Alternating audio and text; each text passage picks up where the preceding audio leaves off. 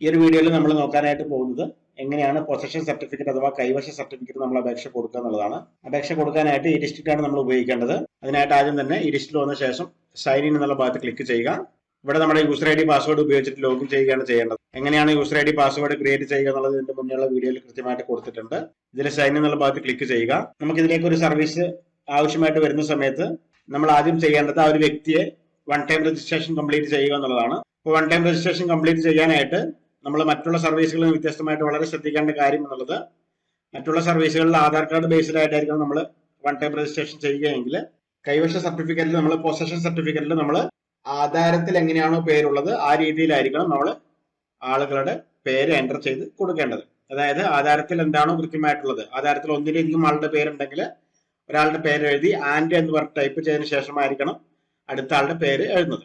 അത് one time registration ചെയ്യുന്ന വീഡിയോയിൽ കൃത്യമായിട്ട് കൊടുത്തിട്ടുണ്ട്. ആ ഒരു വീഡിയോ നിങ്ങൾ കൃത്യമായിട്ടൊന്ന് കാണുക. ഇനി അപേക്ഷ കൊടുക്കാനായിട്ട് നമ്മൾ താഴേക്ക് വരിക. ഇവിടെ പൊസഷൻ സർട്ടിഫിക്കറ്റ് എന്നൊരു ഓപ്ഷൻ ഉണ്ട്, അതിന് മുകളിൽ ക്ലിക്ക് ചെയ്യുക. അപ്ലൈ നോ എന്നുള്ള ഭാഗത്ത് ക്ലിക്ക് ചെയ്യുക. അപേക്ഷ കൊടുക്കാൻ തുടങ്ങുന്നതിന് മുന്നേ ആയിട്ട് നമ്മൾ ഇതിലേക്ക് ആവശ്യമുള്ള ഡോക്യുമെന്റുകൾ എന്തൊക്കെയാണോ അത് സ്കാൻ ചെയ്ത് വെക്കുക. ഇതിലേക്ക് ആവശ്യമുള്ള ഡോക്യുമെന്റുകൾ എന്നുള്ളത് സ്ഥലത്തിന്റെ ആധാരമാണ്. കളറിൽ കൃത്യമായിട്ട് സ്കാൻ ചെയ്യുക. ഇനി ഒറിജിനൽ കയ്യിലില്ലാത്ത ആളുകളാണെങ്കിൽ വല്ല ബാങ്കിലോ പണയത്തിലോ മറ്റോ ആണെങ്കിൽ ആ ബാങ്കിൽ നിന്നുള്ള അതിന്റെ ഒരു പേപ്പർ അവിടെയാണുള്ള ഒരു NOC കിട്ടണം. അതുപോലെ തന്നെ ലേറ്റസ്റ്റ് ആയിട്ടുള്ള കരമടച്ച റെസിപ്റ്റും ഇതിന്റെ കൂടെ നമ്മൾ സ്കാൻ ചെയ്ത് കൊടുക്കണം. ഈ രണ്ട് കാര്യങ്ങളാണ് ഇതിന്റെ കൂടെ സ്കാൻ ചെയ്ത് കൊടുക്കേണ്ടത്. അപേക്ഷ കൊടുക്കാനായിട്ട് ആദ്യം തന്നെ ഇവിടെ അപേക്ഷകനെ സെലക്ട് ചെയ്യുക. നമ്മൾ രജിസ്ട്രേഷൻ കംപ്ലീറ്റ് ചെയ്യുമ്പോൾ അവിടെ കാണിക്കുന്നതാണ്. അതിനുശേഷം സർട്ടിഫിക്കറ്റ് പർപ്പസ് എന്നുള്ള ഭാഗത്ത് സ്റ്റേറ്റ് പർപ്പസ് ആണെങ്കിൽ സ്റ്റേറ്റ് പർപ്പസ് സെലക്ട് ചെയ്ത് കൊടുക്കുക. അതിനുശേഷം എവിടെ സമർപ്പിക്കാനാണ് എന്നുള്ളത് ഇവിടെ കൃത്യമായിട്ട് രേഖപ്പെടുത്തി കൊടുക്കുക. ഫോർ എക്സാമ്പിൾ ഒരു ബിൽഡിങ്ങിന്റെ പെർമിറ്റ് എടുക്കാനായിട്ട് പഞ്ചായത്തിലേക്കായിരിക്കാം, അല്ലെങ്കിൽ ഏതെങ്കിലും ലോൺ ആവശ്യങ്ങൾക്ക് ബാങ്കിലേക്കോ ആയിരിക്കാം. സോ അത് കൃത്യമായിട്ട് എന്താണ് എവിടെയാണെന്നുള്ളത്, ബാങ്ക് ആണെങ്കിൽ ആ ബാങ്കിന്റെ പേരെഴുതി ഇന്ന ബാങ്ക് എന്ന് പേരെഴുതി, കനറ ബാങ്ക് ആണെങ്കിൽ കനറ ബാങ്ക് എന്ന് പേരെഴുതി, ഏത് ബ്രാഞ്ചിലേക്കാണെങ്കിൽ ബ്രാഞ്ചിലേക്ക് എന്നുള്ളത് കൃത്യമായിട്ട് കൊടുക്കുക. ഒരു ബ്രാഞ്ച് മെൻഷൻ ചെയ്തില്ലെങ്കിൽ കുഴപ്പമില്ല, പക്ഷെ കൃത്യമായിട്ട് ആ ഒരു ബാങ്കിലേക്കാണ് എന്ന് ഉറപ്പ് കൊടുക്കുക. ഇനി പഞ്ചായത്തിലേക്കാണെങ്കിൽ അവർ പഞ്ചായത്തിന്റെ പേര് കൃത്യമായിട്ട് കൊടുക്കുക. അതിനുശേഷം താഴേക്ക് വന്ന് ഇവിടെ സ്ഥലത്തെ കുറിച്ചുള്ള ഡീറ്റെയിൽസുകൾ എൻ്റർ ചെയ്ത് കൊടുക്കുക. കൃത്യമായിട്ട് ലാൻഡ് ടാക്സിൽ എങ്ങനെയാണോ ഉള്ളത് അതുപോലെ കൃത്യമായിട്ട് ഇവിടെ രേഖപ്പെടുത്തി കൊടുക്കുക. ഇവിടെ റീസർവേ നമ്പർ, ബ്ലോക്ക് കാര്യങ്ങൾ ടൈപ്പ് ചെയ്ത് കൊടുക്കുക. റീസർവേ നമ്പർ എത്രയാണോ അത് ടൈപ്പ് ചെയ്ത് കൊടുക്കുക. അതുപോലെ തന്നെ തണ്ടപ്പേര് നമ്പർ ഉണ്ടെങ്കിൽ തണ്ടപ്പേര് നമ്പർ ടൈപ്പ് ചെയ്ത് കൊടുക്കുക.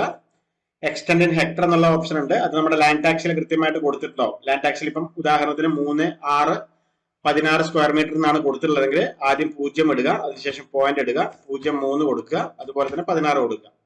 അതായത് ആദ്യം 0 എന്നുള്ളത് ഹെക്ടറിനെ റെപ്രസെന്റ് ചെയ്യുന്നു, 0.3 എന്നുള്ളത് ആറിനെ റെപ്രസെന്റ് ചെയ്യുന്നു, 16 എന്നുള്ളത് സ്ക്വയർ മീറ്ററിനെ റെപ്രസെന്റ് ചെയ്യുന്നു. അപ്പം 0-ന് ശേഷം 4 അക്കങ്ങളായിരിക്കണം ഇവിടെ വരേണ്ടത്. ഇനി ഒരു വ്യക്തിക്ക് തന്നെ ഒന്നിലധികം സർവേ നമ്പറുകൾ ഉണ്ടെങ്കിൽ, ഒരു ആധാരത്തിന് തന്നെ ഒന്നിലധികം സർവേ നമ്പറുകൾ ഉണ്ടെങ്കിൽ അത് ഇവിടെ പ്ലസ് ബട്ടൺ ക്ലിക്ക് ചെയ്തിട്ട് കൊടുക്കാവുന്നതാണ്. അതിനുശേഷം സേവ് ആൻഡ് ഫോർവേഡ് ഭാഗത്ത് ക്ലിക്ക് ചെയ്യുക, ഓക്കെ ഭാഗത്ത് ക്ലിക്ക് ചെയ്യുക. ഇവിടെ നമ്മൾ റേഷൻ കാർഡോ കാര്യങ്ങളൊന്നും കൊടുക്കേണ്ട ആവശ്യമില്ല. നമുക്ക് ഇതിലേക്ക് ആവശ്യമുള്ളത് ലാൻഡ് ടാക്സ് റെസിപ്റ്റും സ്ഥലത്തിന്റെ രേഖയുമാണെന്ന് മുന്നേ പറഞ്ഞു. അത് കൃത്യമായിട്ട് സ്കാൻ ചെയ്ത് കൊടുക്കുക. അതിനുശേഷം ഇതിലേക്ക് ആവശ്യമുള്ള പേയ്മെന്റ്, മേക്ക് പേയ്മെന്റ് ഭാഗത്ത് ക്ലിക്ക് ചെയ്ത് ചെയ്യുക. നമുക്ക് ക്രെഡിറ്റ്, ഡെബിറ്റ് കാർഡ് കാര്യങ്ങളൊക്കെ ഉപയോഗിക്കാനായിട്ട് സാധിക്കും.